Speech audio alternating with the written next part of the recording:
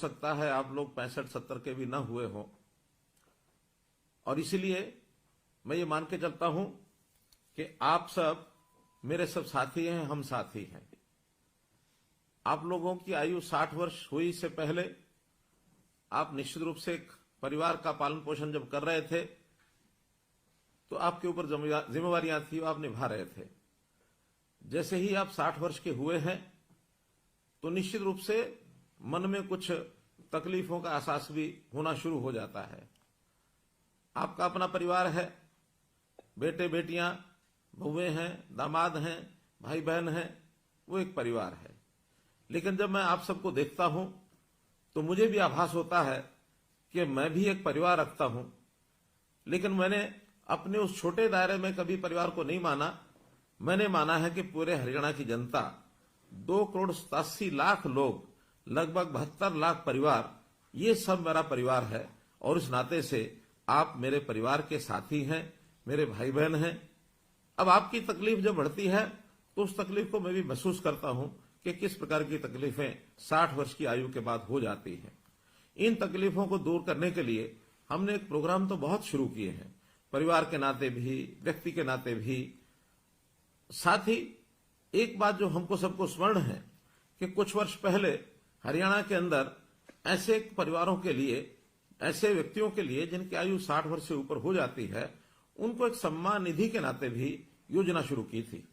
और वो योजना शायद 100 रुपए के आसपास से शुरू हुई थी। समय बढ़ते बढ़ते उसमें बढ़ोतरी हुई और मुझे ध्यान है कि जब 2014 में हम लोगों ने सरकार संभाली तो उस समय ये पेंशन 1,000 रुपये मासिक थी। हमें लगा कि इसमें बहुत कमी है, इसको बढ़ाना चाहिए।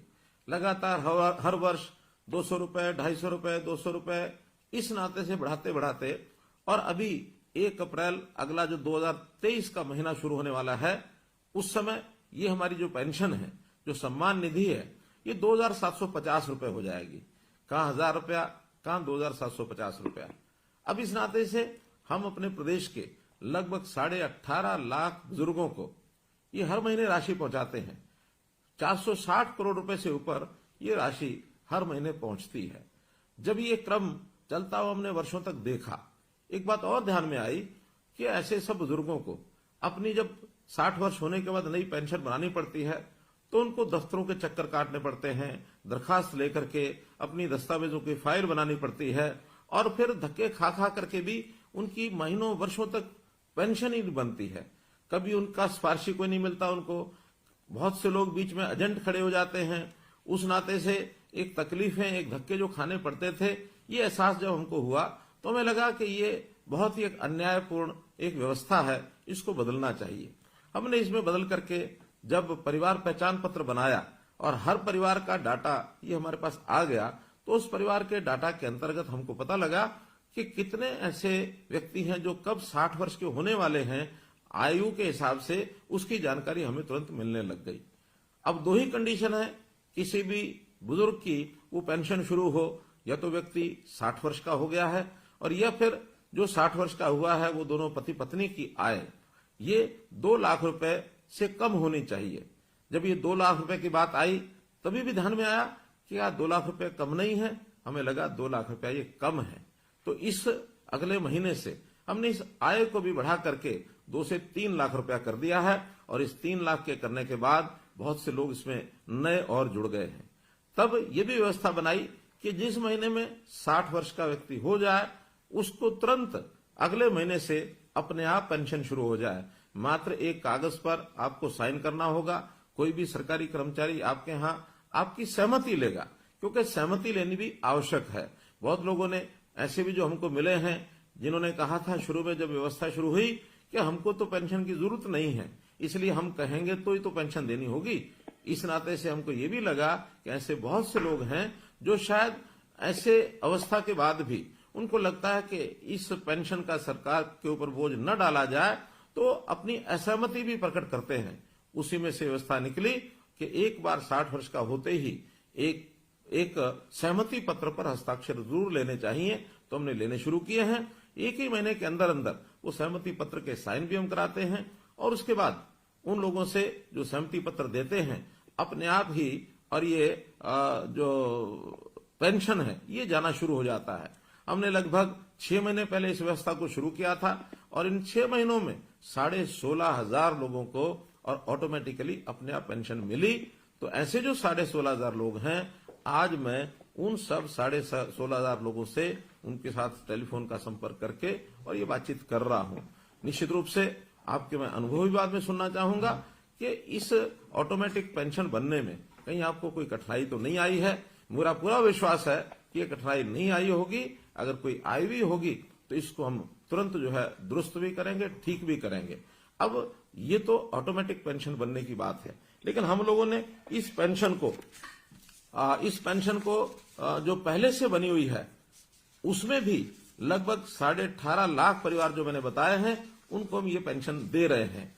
और इस पेंशन के माध्यम से मुझे ये भी ध्यान है कि आखिर तो हम परिवार वाले लोग हैं, हमारे बेटे बेटियां पोते पोतियां, हमारे सब परिवार के लोग, कभी कभी उनको सहयोग करना पड़ता है, उनको मान सम्मान करना पड़ता है, उनको कोई कहीं ना कहीं दान दक्षिणा देने की भी हमारी मन की इच्छा होती है, तब भी हम देते हैं। तो एक सुविधा ये हरियाणा के लोगों को जो मिल रही है, लगभग 27,500 रुपए की जो अब योजना अप्रैल से बनी है, ये भी एक दावे के साथ मैं कह सकता हूं कि इतनी राशि केवल हरियाणा प्रदेश ही है जो ये 27,500 रुपया और ये दे रहा है, और किसी प्रदेश में इस प्रकार की व्यवस्था ये ऐसी नहीं है। तो मित्रों, भाइयों बहनों, मैं तो आपको आज यही कहूंगा कि हम लोग जो ये एक लाभ सरकार से ले रहे हैं, तो इस लाभ के बदले में हम लोगों को, क्योंकि हमारी आयु भी 60 वर्ष ही हुई है, तो 60 वर्ष होने के बाद आखिर व्यक्ति का शरीर स्वस्थ रहता है, काम करने योग्य रहता है, तो हमें अपने इस आयु के पड़ाव में आकर के अपने काम के साथ साथ सामाजिक कामों में भी जाना चाहिए। ऐसे जितने भी हमारे रिटायर्ड लोग हैं, जितने ऐसे बुजुर्ग हैं या नौजवान भी हैं जो अपने आप एक स्वयं सेवक के नाते, एक वॉलंटियर के नाते काम कर सकते हैं, उनका भी एक पोर्टल बनाया है। उनको हम रजिस्ट्रेशन कराते हैं और रजिस्ट्रेशन कराने के लिए अगर अपना मन माने कि हमको आखिर कोई ना कोई समाज का काम करना चाहिए, क्योंकि जैसे मैंने कहा ये समाज है, ये हमारा परिवार है, एक छोटा परिवार जिसके अंदर हम पैदा हुए, हमारे आगे परिवार के सदस्य, बेटे बेटियां, बहन भाई, हमारे जो दोते दोतियां, पोते पोतियां और हमारी बहुएं, हमारे दामाद, एक परिवार। दूसरा परिवार ये सारा समाज, ये भी एक परिवार है। वसुधैव कुटुंबकम, ये बात हमारे ऋषि मुनियों ने भी हमेशा कही है कि अपना जो मन है ये बड़ा करना चाहिए। ऐसा कहते हैं, अयम निजा प्रोवेति, यानी ये मेरा है, ये तेरा है। गणना लघु चेतसाम, ये छोटे दिल के लोग करते हैं। उदार चरिता नाम तो, बड़े हृदय के लोग वही होते हैं। वसुधैव कुटुंबकम, जो पूरे विश्व को, पूरे संसार को अपना परिवार मानते हैं। आखिर अपनी सोच हमको बड़ी करनी चाहिए, और अभी तक हमने शायद अपने परिवार पालन पोषण में ही सारा समय लगाया होगा, लेकिन एक आयु के पड़ाव के बाद, जैसे हमारी प्राचीन परंपरा होती थी वानप्रस्थ आश्रम की, तो इस वानप्रस्थी आश्रम के अंदर जाकर के हमको समाज की भी चिंता करनी चाहिए, क्योंकि कभी भी कोई एक अकेला व्यक्ति या एक अकेला परिवार ये अपने आप में पूर्ण इकाई नहीं हो सकते, अपने आप में सारा काम अपने आप नहीं कर सकते। हमको प्राय सभी काम करने के लिए समाज की भी आवश्यकता होती है। यदि सारे समाज की हम चिंता करेंगे तो समाज हमारी भी चिंता करेगा। तो इसलिए वॉलंटियर बनने के लिए हमने जो पोर्टल बनाया है, उस पोर्टल के बारे में मैं बताता हूं। उसका नाम है samarpan.gov.in, अंग्रेजी का ये शब्द है। आपको अगर न ध्यान में आए तो आप निश्चित रूप से आपके गांव में जो भी कोई कंप्यूटर के नाते से जो कोई वहां साझा सेवा केंद्र है, अथवा जिसको CSC कहते हैं या अटल सेवा केंद्र कहते हैं, या कोई भी कंप्यूटर जानने वाला व्यक्ति, उसको हम बता सकते हैं कि मैं भी अपना नाम वॉलंटियर इस नाते से उसमें जुड़वाना चाहता हूं। तो इस नाते से हम और वॉलंटियर बन सकते हैं। हमने इस प्रकार की सेवाएं बहुत, जो खास करके बुजुर्गों के लिए तो शुरू की हैं, समाज के हर वर्ग के लिए हम परिवार पहचान पत्र के माध्यम से उनकी योग्यता के, उनकी क्षमता के हिसाब से, उनकी स्थिति के हिसाब से, खास करके आर्थिक स्थिति के हिसाब से बहुत सी योजनाएं हमने शुरू की हैं। हमने इस परिवार पहचान पत्र के अंदर जितने भी नागरिक हैं, अर्थात 2,87,00,000, इनको 6 भागों में बांटा है। 0 से 6 वर्ष तक जब बच्चे होते हैं, बहुत छोटे बच्चे, आखिर उनकी भी संभाल करनी होती है। हमने महिला एवं बाल कल्याण विभाग के नाते से उनको ही जिम्मा सौंपा है। हमारी आंगनवाड़ी वर्कर्स, हमारी आशा वर्कर्स, हमारे जो क्रैच हैं, हमारे जो स्कूल हैं, जहां जहां ये बच्चे पढ़ सकते हैं, और जो हमारा इनके स्वास्थ्य को ठीक रखने के लिए या इनको कोई आगे बीमारी न लगे उसके लिए टीकाकरण करने के लिए ये विभाग उनका काम करता है। ऐसे ही 6 वर्ष से लेकर के और 16-18 वर्ष तक ये जो एक हमारे बालक परिवारों के, इनको स्कूल शिक्षा का जो विभाग है वो इनकी चिंता करता है कि ये सब बालक पढ़ने के लिए जाएं।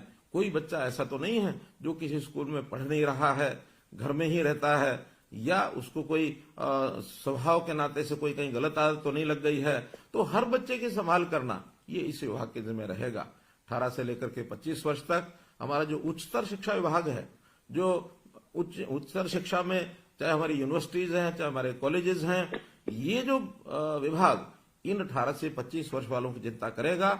या तो पढ़ाई करेंगे या फिर अपने हुनर को विकसित करने के लिए स्किलिंग डेवलपमेंट के नाते से ये उनकी चिंता करेंगे। कुछ लोग जो रोजगार करना चाहते हैं उनको रोजगार दिलाने की व्यवस्था करेंगे। तो ऐसे सब युवा, ये युवा अवस्था ऐसी होती है, इस समय संभालना बहुत जरूरी होता है, दिशा देना बहुत जरूरी होता है। तो हमारे युवक एक ठीक दिशा में काम करें, इनके लिए वो काम हम देते हैं उनको। इसी प्रकार 25 वर्ष से लेकर के 40 वर्ष तक ये ऐसे युवा होते हैं जो स्पोर्ट्स में काम करते हैं, जो कहीं ना कहीं नौकरी की तलाश करते हैं। तो इस नाते से इनके युवकों की गतिविधियों में ये भाग लें और हर किसी को अपने परिवार पालन के अंदर सहयोग करने के नाते रोजगार प्राप्त हो, ये काम हम उसके लिए भी करते हैं। ये भी हमारा जो यूथ अफेयर्स जो डिपार्टमेंट है, ये जो और स्पोर्ट्स डिपार्टमेंट है, वो लोग इनका पूरा ध्यान रखेंगे। इसी प्रकार 40 से 60 वर्ष तक का रेवेन्यू डिपार्टमेंट हमारा है, क्योंकि ये प्राय सब लोग अपने काम में लग जाते हैं। कोई छोटा काम करे, बड़ा काम करे, नौकरी करे, दुकान करे, उद्योग करे, इन सब के जिम्मे अपने परिवार का पालन पोषण होता है। इनको किसी प्रकार की कठिनाई न आए, ये भी काम उनके जिम्मे लगाया जाता है। तो सब लोग इस नाते से और व्यस्त रहें, सबको एक प्रकार से परिवार पालन के अंदर पूरा अवसर मिले। तो इस प्रकार 60 साल तक और 60 साल से ऊपर की आयु के वर्ग के लोग, जिसमें हम शामिल हुए हैं, ऐसे सब लोगों के लिए जो हमारा सेवा विभाग है, सेवा विभाग के जिम्मे ये लगाया है कि 60 वर्ष से लेकर और जितने वर्ष तक की आयु प्रभु ने हमको दी है, उस वर्ष तक सबकी संभाल ये सब करें।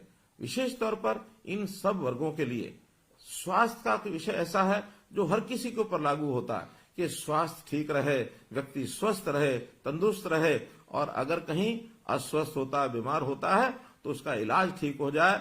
इलाज ठीक करने के नाते हमारे देश के प्रधानमंत्री विशेष तौर पर बहुत चिंतित है। गरीब परिवारों के लिए उनकी चिंता है कि कहीं ऐसा ना हो कोई गरीब परिवार किसी के इलाज कराने में इतना खर्च कर बैठे कि परिवार जो है वो कहीं उसकी कमर न टूट जाए, क्योंकि गरीब परिवारों को लाखों रुपए का इलाज का खर्च देना ये संभव नहीं है। इस नाते से उन्होंने हर गरीब परिवार के लिए 5 लाख रुपए तक का ये जो स्वास्थ्य बीमा है ये लागू कराया है आयुष्मान भारत के नाते। जब हमें ध्यान में आया कि केंद्र की स्कीम में तो हरियाणा के 15.5 लाख परिवार कवर हो रहे हैं, हमने उसमें अपनी एक योजना बनाई, चिरायु योजना, ताकि 1,80,000 रुपए तक की आय के जो परिवार हैं उन सबको इसका लाभ मिले। और इसमें 29 लाख से भी ज्यादा परिवार इसमें कवर हो रहे हैं। अब हमको ध्यान में आया आखिर 1,80 भी बहुत आय ऐसी है जिसमें शायद इससे ऊपर के लोगों को भी कठिनाई आएगी।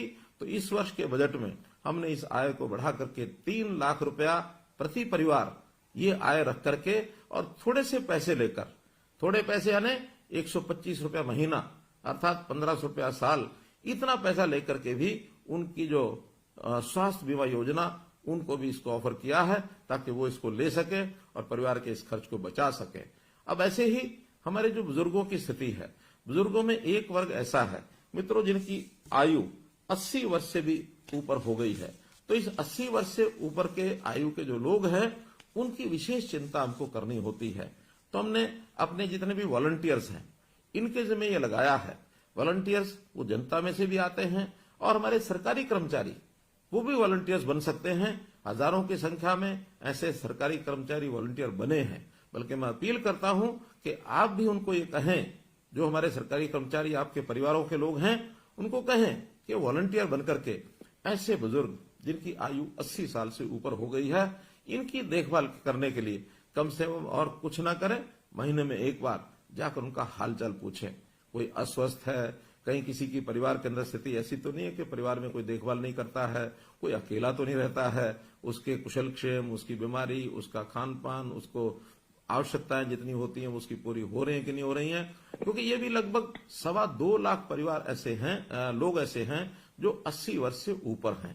तो इन 2.25 लाख लोगों की भी चिंता हमको करनी चाहिए। ये हमारे बुजुर्ग हैं और बुजुर्ग हमारे माता पिता के बराबर होते हैं, तो हम अपने माता पिता के बराबर बुजुर्ग 80 साल, 90 साल, 100 साल से भी ऊपर की आयु के लोग लगभग 3,500 लोग आज ऐसे हैं जिनकी आयु 100 वर्ष से भी ऊपर है।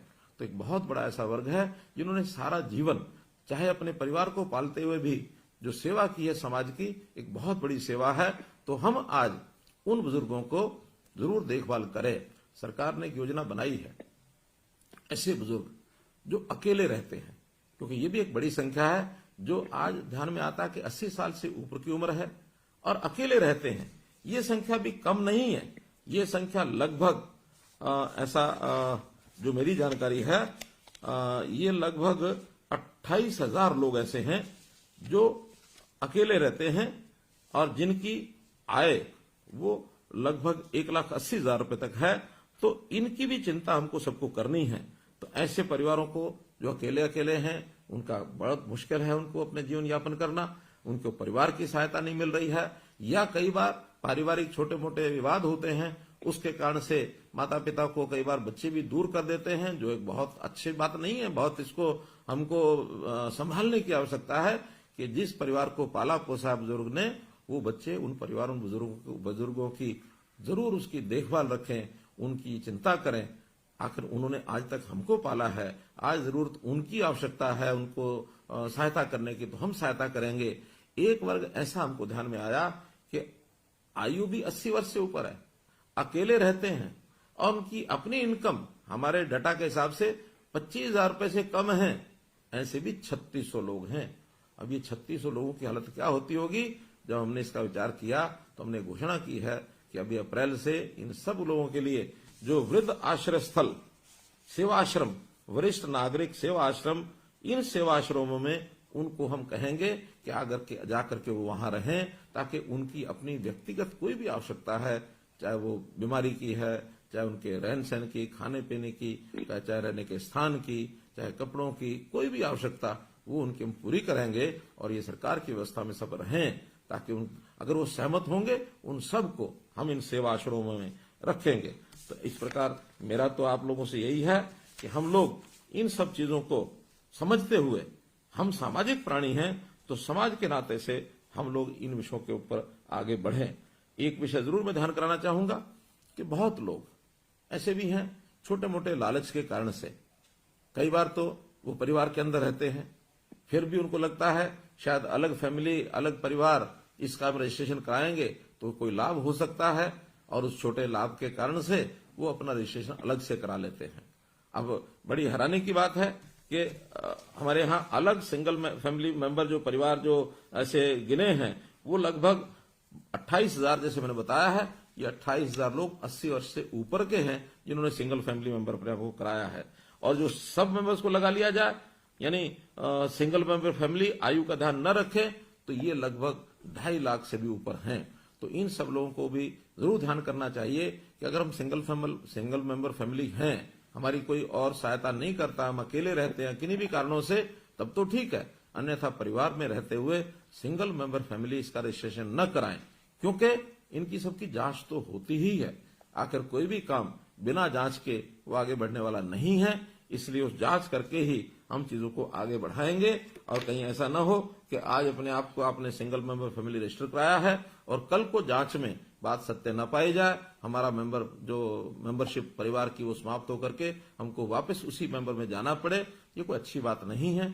आज ही हम लोग अपने आप को संभाल करके जो तथ्य हैं, जो उचित बातें हैं, उनको अगर हम दर्ज करेंगे तो मैं आपको विश्वास दिलाता हूं कि कोई गरीब परिवार है, उसकी हर प्रकार की चिंता, राशन कार्ड के नाते से ऑटोमेटिक राशन बनते हैं, राशन कार्ड बनते हैं, अब उसके लिए कहीं जाना नहीं पड़ता है। इसी प्रकार अगर किसी परिवार के सिर पर छत नहीं है, प्रधानमंत्री आवास योजना के अंतर्गत उनको मकान मिलता है। कोई व्यक्ति बीमार होता है तो उसको आयुष्मान के नाते या चिरायु योजना के नाते 5 लाख रुपए तक उसकी बीमा की भी चिंता हम करते हैं, उनके बच्चों की पढ़ाई की भी हम चिंता करते हैं, और तो और कोई व्यक्ति आगे चल करके भी बीमार न हो, उनकी स्वास्थ्य की जांच करने के लिए भी हमने एक योजना बनाई है, निरोगी योजना। अर्थात इसमें भी हर वर्ष या 2 वर्ष में कम से कम हर बार एक व्यक्ति का एक बार उसका स्वास्थ्य जांच जरूर हो, इसके लिए भी निरोगी योजना बनाई गई है। हमारे जितने भी CHCs हैं, PHCs हैं, हॉस्पिटल्स हैं, और अब तो हम इस काम में प्राइवेट जो अस्पताल हैं उनकी व्यवस्था भी कर रहे हैं, ESI अस्पताल उनकी व्यवस्था को भी इसमें जोड़ा गया है, ताकि हर व्यक्ति का 25 तरह के जो टेस्ट हैं 2 साल में एक बार उसका जरूर हो जाए। अगर कोई छोटी बड़ी बीमारी मानो शरीर में पड़ी है, हमको पता ही नहीं लगता है, कहीं आगे चल करके वो भयंकर रूप ले, इससे पहले ही संभल जाए, और संभल करके उसकी छोटे मोटे की इलाज की जो बातें हैं उसको हम और अभी से कर पाए, व्यक्ति बीमार न हो, इसके लिए भी हमने जो है आयुष विभाग को सक्रिय किया है, ताकि हमारा रहन सहन, खान पान, हमारा शारीरिक व्यायाम, खेलकूद, इसकी ओर भी हमारे लोग जो हैं वो आगे बढ़ें, ताकि आखिर तो बीमार ही क्यों हो, बीमार न हो, इसके बहुत लाभ हैं। बीमार होने के बाद इलाज तो कराने के लिए खर्च होगा ही होगा, हमारा समय बर्बाद होगा, हम काम करने से भी गए। मानो अगर 1 महीना इलाज के लिए हमको लगाना पड़ता है, तो 1 महीना आखिर काम का जो नुकसान है, हमारा अपना भी नुकसान है, परिवार का भी है, देश का भी है। इसलिए स्वस्थ रहें, अस्वस्थ न हो, इस पर भी हम पूरी योजनाएं बना रहे हैं। तो मित्रों, आज जो है इस नाते से मैंने उन्हीं बंधुओं से बातचीत की है जिन लोगों की पेंशन की नई योजना बनाई हमने, ओल्ड एज पेंशन, वृद्धावस्था पेंशन, इसके नाते जिनको ऑटोमेटिकली